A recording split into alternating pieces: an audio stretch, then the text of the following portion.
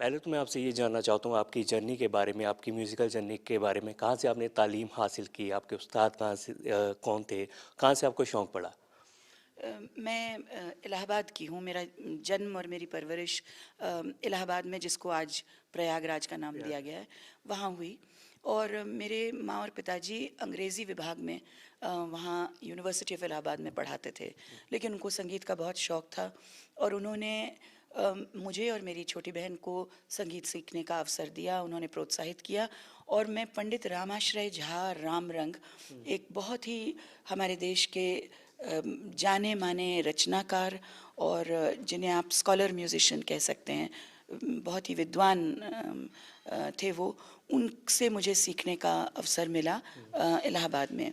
बाद में मैं दिल्ली आई, जहाँ मुझे गांधर्व महाविद्यालय के पंडित विनय चंद्र मौदगल्य जी से सीखने का अवसर मिला। वहीं दिल्ली में मुझे पंडित वसंत ठकार जी, बहुत बड़े गुरु थे, उनसे सीखने का अवसर मिला। बाद में मुझे पूना जाके पंडित जितेंद्र अभिषेकी जी से और देवास जाकर पंडित कुमार गंधर्व जी से सीखने का भी अवसर मिला।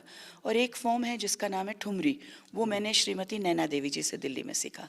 वो जो पटियाला घराना से पटियाला घराने की भी ठुमरी होती है, लेकिन मैं पटियाला घराने की नहीं गाती हूँ, मैं पूरब अंग की ठुमरी गाती हूँ। तो कभी जर्नी में ऐसा ख्याल आया, कभी एक वर्ड मैं यूज़ करने जा रहा हूँ, स्टार, कि आजकल जो यूथ होती है वो अगर क्लासिकल सिंगिंग ज़्यादा नहीं सीख रही है, उनके पीछे एक कारण ये भी है, उनके दिमाग में पहले होता है स्टार बनना है। आपकी में कभी ऐसा है कि स्टार के नहीं, कि मैं आपको था मुझे अच्छे तरीके से ये गुरुकुल में शिक्षा हासिल करनी है? मुझे लगता है कि मेरे जो घर का माहौल था ना, उसमें मुझे बार बार ये याद दिलाया जाता था कि देखो, तुमको ये अवसर मिला है सीखने का। बाकी किसी ने हालांकि पूरा सपोर्ट मिला, लेकिन कभी ऐसा पेरेंट्स ने नहीं कहा कि कब स्टेज पे जाओगी, कब कुछ अवार्ड मिलेगा। बस ये बार बार उन्होंने मुझे याद दिलाया कि देखो, ये बहुत बड़ी चीज़ है कि इतने बड़े गुरु तुमको सिखा रहे हैं, इस अवसर को तुम ठीक से इसका फ़ायदा उठाओ और सीखो। लेकिन ये कभी नहीं कहा कि कब इसका रिज़ल्ट क्या होगा, और उस कारण शायद मुझ पे कोई ऐसा प्रेशर नहीं था।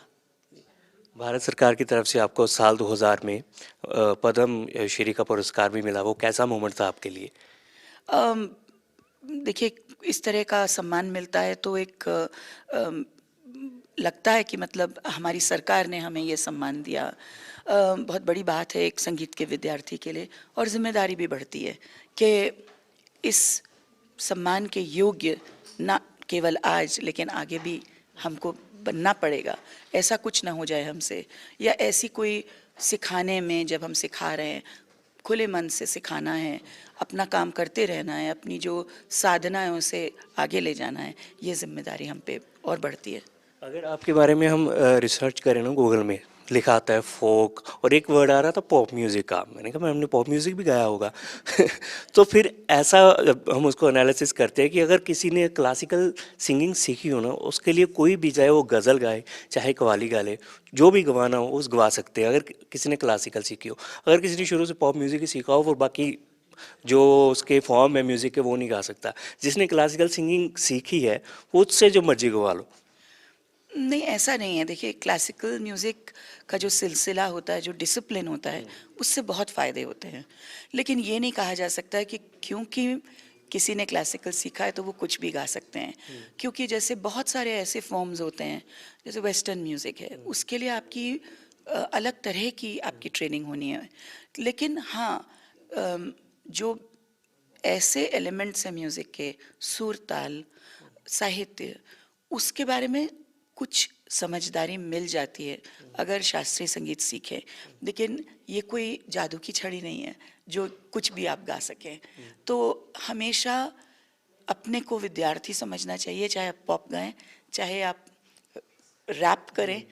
आपको बेसिक, मुझे तो ऐसा लगता है कि कोई भी डिसिप्लिन आप अपने आप फॉलो करें, लेकिन कोई जादू की छड़ी नहीं होती है जिससे सब कुछ आसान हो जाए।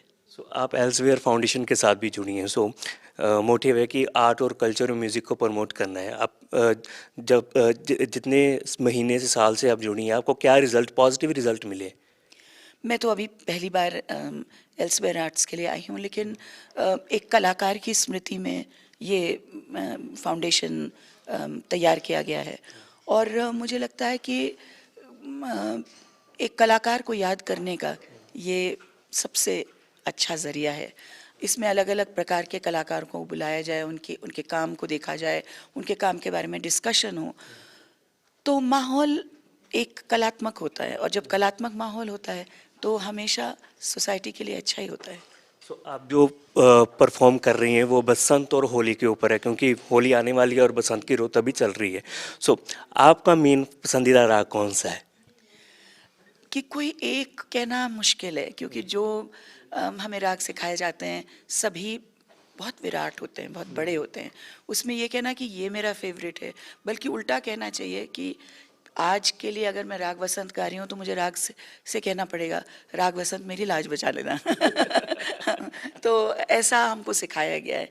ऐसा कोई फेवरेट नहीं होता है, लेकिन हम कोशिश करते हैं कि संगीत को एक कंप्लीट लैंग्वेज की तरह यूज़ करने की हमारी ट्रेनिंग हमें मिलती है।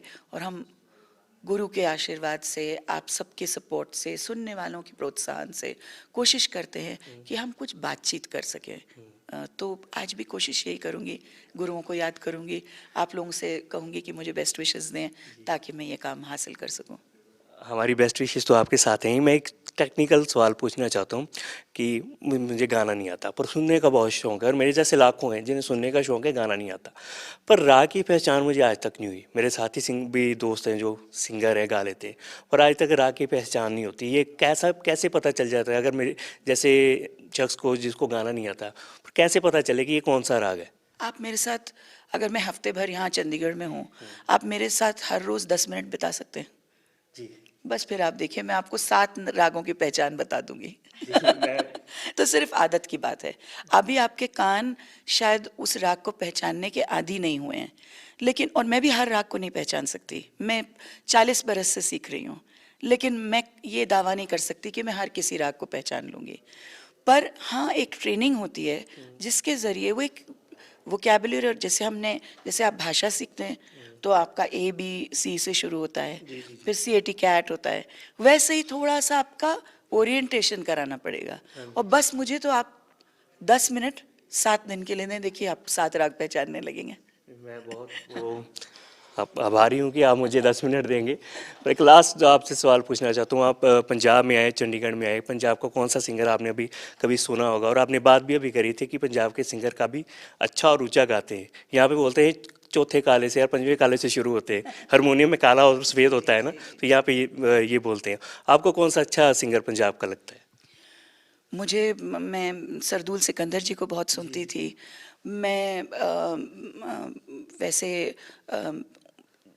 पंजाब का जो सूफियाना कलाम है वो मैं बहुत सुनती हूँ। हालांकि पंजाबी की मेरी जो समझ है वो इतनी अच्छी नहीं है, लेकिन फिर भी कान लगा के सुनती हूँ कि ये शब्द क्या कह रहे हैं, क्योंकि उनमें जो संदेश है वो बहुत इम्पोर्टेंट है, प्रेम का संदेश है। तो बाबा बुल्ले शाह का कलाम हो या वारिस शाह जी का हो, तो इन सब को as a student of music, ना केवल क्योंकि जब ये इनका कलाम जब संगीत के साथ जुड़ता है तो उसका असर ही अलग हो जाता है। तो मैं इन सबको सुनती हूँ और कोशिश करती हूँ कि समझूं। आनंद तो सुन के आता ही है, लेकिन उसके अंदर जो छुपा हुआ संदेश है वो भी समझने की कोशिश करती हूँ। Thank you so much ma'am, हमें वक्त देने के लिए, और आपकी जो परफॉर्मेंस है उसके लिए ऑल द बेस्ट, हमारी बेस्ट विशेस।